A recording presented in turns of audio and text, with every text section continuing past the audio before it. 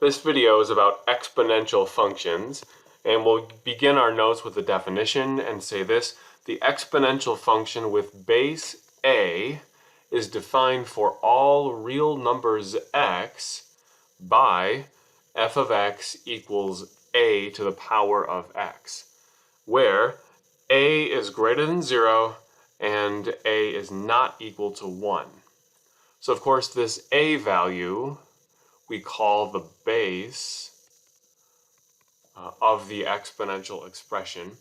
And you've probably worked with exponents a lot before, and that's familiar language for it. But now we're talking about an actual function defined this way. Let's consider an example where we want to use a calculator to evaluate the indicated values.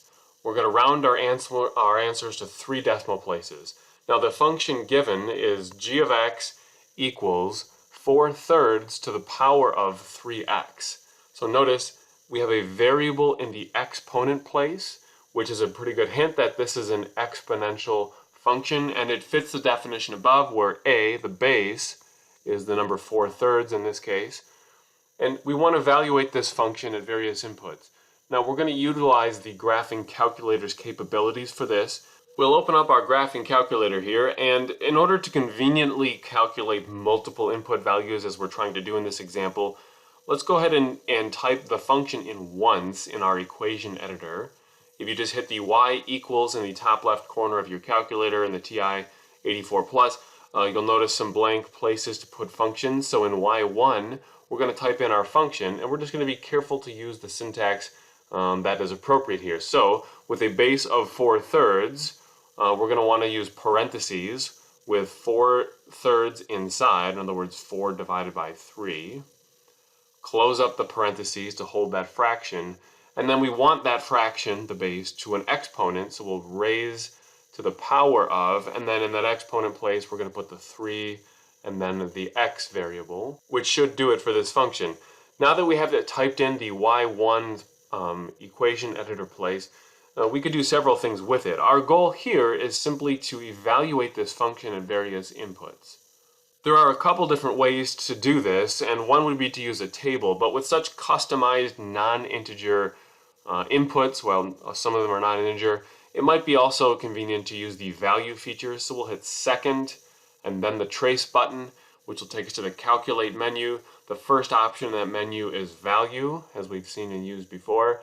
The calculator will take us to a picture of the graph of this function, which is nice. We're not really interested in that though. We want to know the actual input-output relationship with these values. Our first input was -1/2, so we'll type that in pretty much as we see it. So we'll just say -1 divided by 2. You could use parentheses here or not. You won't really need parentheses for it. If we hit enter with that input value, the calculator will quickly spit out the y value that would go with it. We have 0.6495195. Now this problem said to round to 3 decimal places, and so we'll round it to 0.650 in order to do that. Our next input value was the square root of 6, and so we're just going to redo this whole feature on the calculator by hitting second and then the trace button again, and just kind of restart the value option in the menu. And this time for our input, we're going to put the square root of 6. So we'll hit second and then find that square root key. We want to put the square root of 6 in.